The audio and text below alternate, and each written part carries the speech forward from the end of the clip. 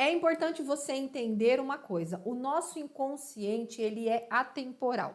Eu vou até anotar aqui para vocês, anotarem no caderno, eu sempre digo para vocês trazerem um caderninho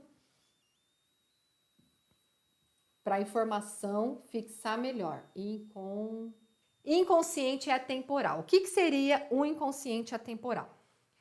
Que quando eu olho para uma situação do presente, o meu sentimento é o mesmo de quando eu vivi o trauma.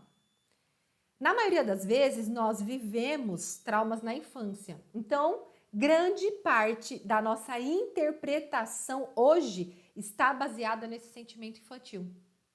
Então, é mais ou menos assim, quem está olhando essa situação hoje que você está vivendo é a sua menina, é a sua criança ou é a sua adolescente que foi boicotada, que foi desprezada, que foi humilhada, que foi rejeitada, abandonada, traída, deixada de lado, hostilizada, que passou por humilhação, por vergonha, que foi reprimida, que foi muito culpada, que foi muito cobrada, que foi muito exigida.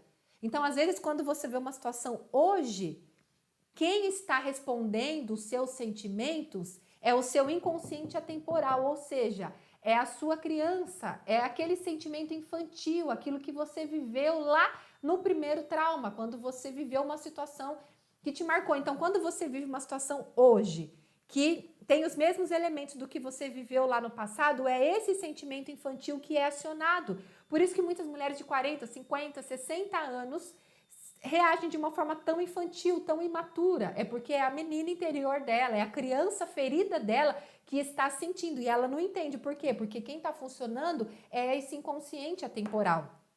Quando eu olho para a situação do presente, então eu olho a situação do presente e eu sinto como quando eu vivi o trauma. O meu sentimento, então, é o mesmo sentimento que é vivido naquela experiência do trauma.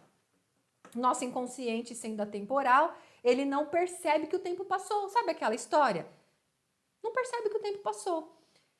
Se você, de repente, viveu uma situação com 5 anos de idade, você viveu um trauma, algo que te marcou profundamente, todas as vezes que você experimentar a mesma dor, ou que o seu inconsciente, você nem precisa experimentar, mas se o seu inconsciente interpretar que você está sentindo a mesma dor ou vivendo a mesma situação lá do passado, ele vai acionar todas as defesas porque ele entende que você está vivendo tudo de novo, exatamente como ocorreu no primeiro trauma.